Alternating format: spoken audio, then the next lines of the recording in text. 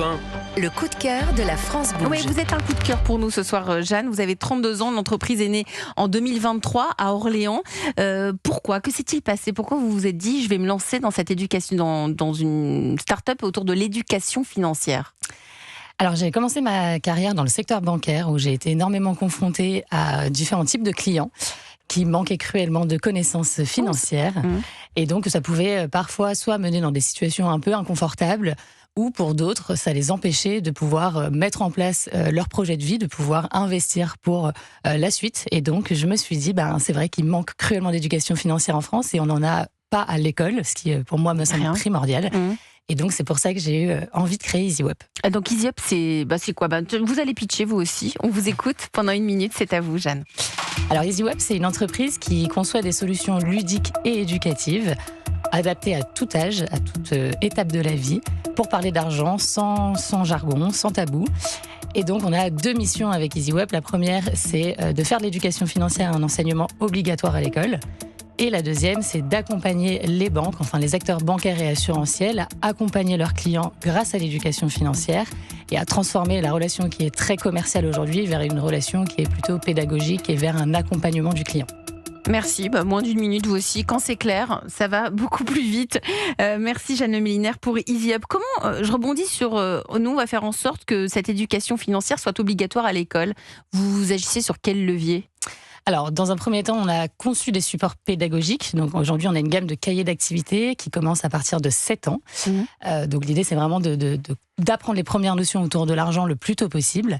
Et donc, on sollicite les pouvoirs publics pour pouvoir échanger avec eux, justement, sur cette importance. Mais ça en est où, là ? Vous avez déjà des contacts avec l'Éducation nationale, avec certains établissements ? Alors, c'est très compliqué. Ouais, c'est très long, ça aussi, c'est très très long. C'est très long, on a eu beaucoup de contacts, on a eu certains rendez-vous. Le problème, c'est que le contexte économique et politique actuel et cette instabilité fait que on a eu certains rendez-vous et puis ensuite après, les personnes sont parties. Exactement.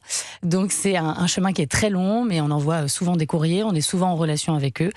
Les dernières nouvelles datent d'août 2025 où ils nous disaient qu'ils allaient effectivement introduire des notions budgétaires au sein des parcours scolaires.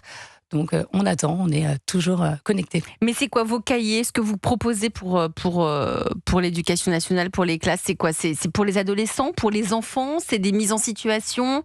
Qu'est-ce qui fait que ça va les intéresser ? Alors, on commence, nous, à partir de 7 ans. Donc, pour les enfants, c'est un format vraiment cahier d'activité. On va apprendre toutes les premières notions. Donc, on va avoir une partie exercice. Donc, ces cahiers ont vraiment été faits en collaboration avec des instituteurs pour être sûr que ça colle bien aussi au niveau donc, ça, c'est pour l'école primaire ? Pour l'école primaire, exactement. Et ensuite, pour tout ce qui va être post-bac, donc vraiment, à partir de 18 ans, on a un guide étudiant et une plateforme de formation qu'on démultiplie dans les écoles. Mais c'est quoi ? C'est de la mise en situation ? C'est, par exemple, t'as tant d'argent de poche, voilà comment tu vas le dépenser. Il y a quoi dedans ? Alors, on va avoir une partie très théorique, mais on va aussi avoir effectivement des parties très comportementales, puisque nous, on aime beaucoup justement jouer sur cette partie assez comportementale. Donc, on va inciter les enfants, par exemple, à économiser leur argent de poche, à savoir différencier un achat besoin d'un achat plaisir pour qu'ils puissent prioriser leurs achats, qu'ils prennent des bonnes habitudes dès le plus jeune âge. Donc, on a vraiment une partie très théorique où ils vont pouvoir apprendre certaines notions et aussi la mise en situation. David Smadja.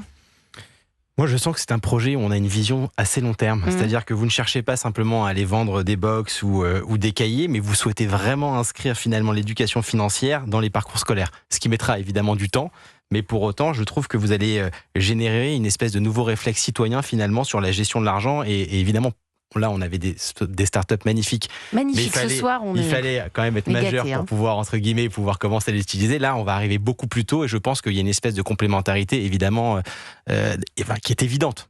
En plus, vous avez des enfants, David, donc ça vous parle. Bon, ils sont encore petits pour gérer l'argent. Moi, le dernier a quelques mois. Tout le temps. La notion de l'argent, ce n'est que ça. Carte, c'est qu'il n'y a pas de limite, en fait. Et c'est le problème de la carte, tu l'avais dit tout à l'heure, mais c'est vrai qu'on dirait qu'il n'y a pas de limite pour nos enfants. Donc, inscrire ça, c'est extrêmement important. Louis Chatrier, vous êtes le patron d'Alma. Votre regard sur l'éducation financière et EasyUp ?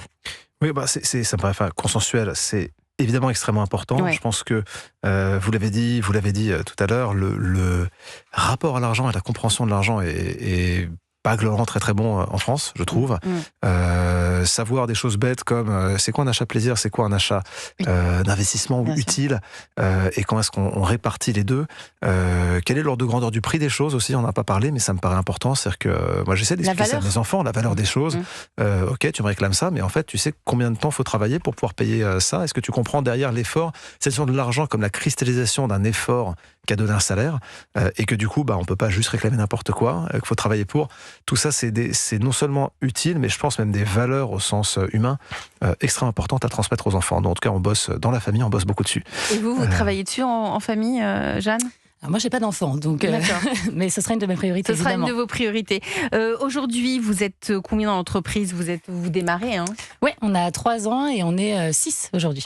6. L'enjeu, c'est de recruter. C'est vraiment l'éducation nationale là aujourd'hui la priorité. Alors la priorité, c'est l'éducation nationale, mais c'est aussi de nous développer, donc de recruter davantage. Et on lance une levée de fonds là cette année, donc pour se développer. Vous avez besoin de combien? On ne sait pas encore, mais aux alentours de 500 000 €.